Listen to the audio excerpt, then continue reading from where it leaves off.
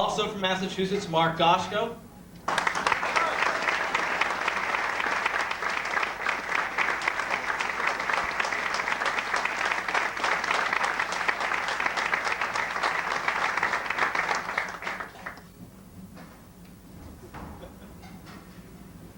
And the next person, I have to tell just some of the titles that she holds. Judy Perriton is the founding member of the Silicon Valley Club, past president of the Santa Clara County Young Republicans, past administrative vice president of the California Young Republicans. So with all that, Judy is now also going to be in the convention hall as a log cabin member. Judy?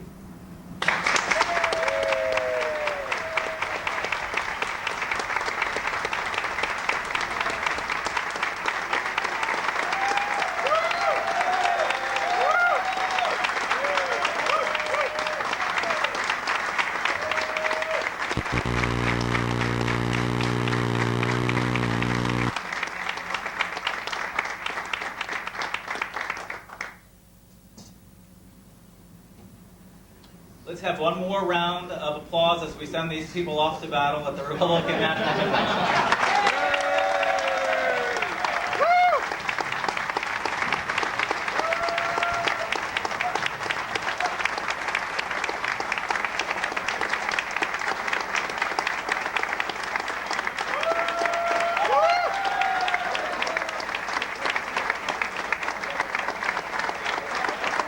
Work in Washington is many times, and most importantly, takes us outside of the organization of Log Cabin Republicans.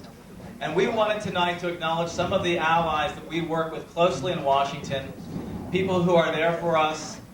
We get together on a frequent basis for some of these group strategy sessions and plot our strategies of keeping our party the party of Lincoln and keeping him in check. And we wanted to acknowledge some of them tonight so that the whole organization could see who they are and they could be recognized and praised for the work they're doing. First, I don't think many people think of pharmaceutical companies as being champions on human rights necessarily. But if you're a free market person and you think about it for a few minutes, it makes a lot of sense. Phil Polizzi, who's here tonight from Glaxo Wellcome, has been an incredible ally to Log Cabin Republicans in the AIDS community in lobbying with us on the key pieces of AIDS legislation and particularly on the Ryan White Care Act and getting the funding for the new drugs that are coming out. And he is, more than any other representative of any company, has been up there more often on issues that are relating sometimes to what his company is concerned and at other times issues unrelated, but where he has very good contacts within the party. Phil's a longtime Republican. In fact, he's here working at the convention. And his contacts have been invaluable to us at Log Cabin. We want to acknowledge Phil Polizzi.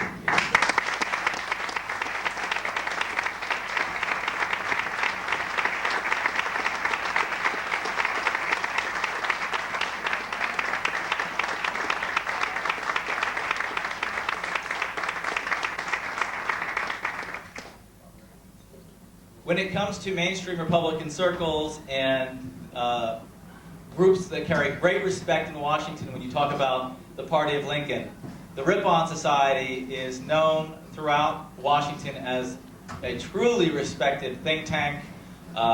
Their magazine is very much the place for thought from our wing of the party, the inclusive wing of the party. And the executive director there, Mike Dubke, is it's not just that he works for a great organization, he's really a brilliant strategist, and we really enjoy getting together with him for strategy sessions and has reached out many times with his contacts within the party on behalf of our organization, and we want to acknowledge that tonight, Mike. Mike Duffy.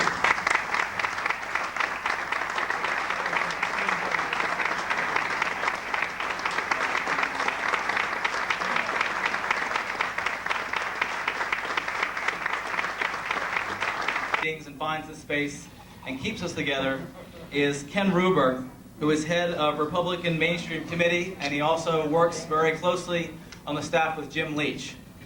And Ken, if you'll come up, he's sort of the godfather of the moderates in Washington.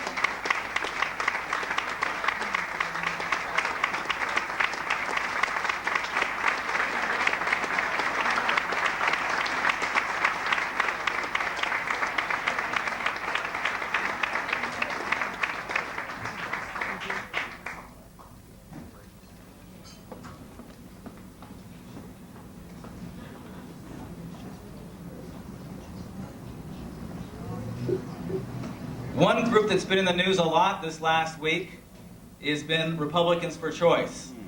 And Laura Holmes is the executive director of that group, and she has been the person who we have had the most contact with in that organization.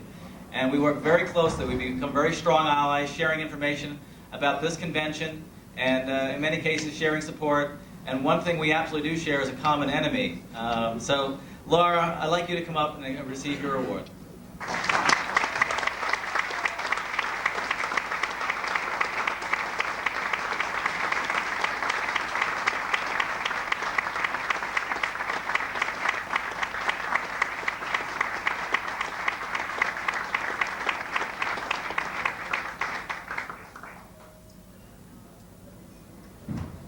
So those are our friends, and I'm glad that everyone in the organization could see the people that make our work possible as we continue to build a coalition within our party to bring it back to its roots.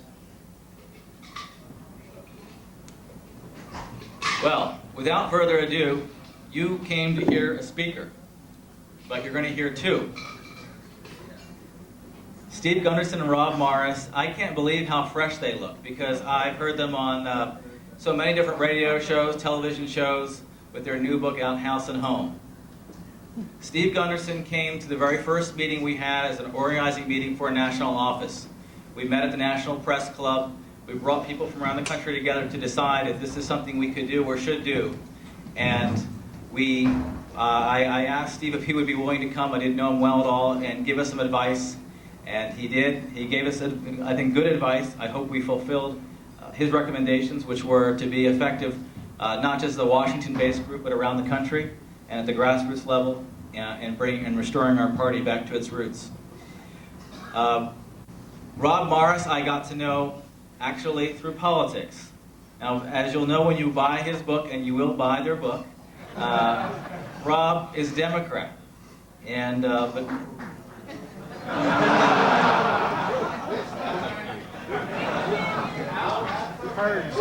Now, I hope I don't have to insert a tolerance plank in tonight's.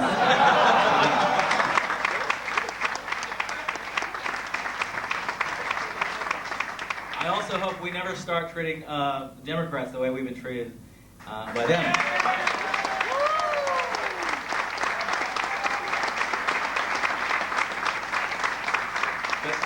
But Rob and I got together for dinner because we were both concerned. It was at the final weeks, really, of Steve's last race. And we got together for dinner to plan a fundraiser at their home. And it, I think, began a very good friendship, a very fun discussion, and he's a great guy. And I'm glad that they're going to do something very unique tonight in presenting this together. Now, Steve Gunderson, you've heard me talk a lot about at all the briefings and reports that we've done about how he was the person, when the Ryan White Care Act was stuck, who went up to Dick Armey on the floor of the House of Representatives and said, we've got to get this done. And he was the one who really got it voted, got it to the floor, and got it on suspended calendar. Many times when we were working on key issues, and Phil's nodding his head, we actually would literally go to Steve's office and work out of that office to make sure that things could get done. And when we needed to get a sign-on letter from other members of Congress, we originated with Steve, and he would circulate it among the Tuesday lunch bunch, which are moderate Republicans, and it was done in a day. And I could go on and on about all the work that Steve has done, making sure that the HIV and the military ban would be repealed, working against one of his favorite colleagues in the Republican House of Representatives, Bob Dornan, from Southern California. But in mentioning Dornan, I think the thing that I will always remember about Steve in working on the Hill and in politics is going into so many offices and having the staffers say to me, well, you know, this whole issue is really new for me, but gosh, Steve Gunderson, wow, what a role model. He's really changed my boss's feelings about this whole issue. And I heard that in office after office after office, and I think it points to the importance of people just living their lives with integrity, and how that's how it's going to really change things, when they see who we really are.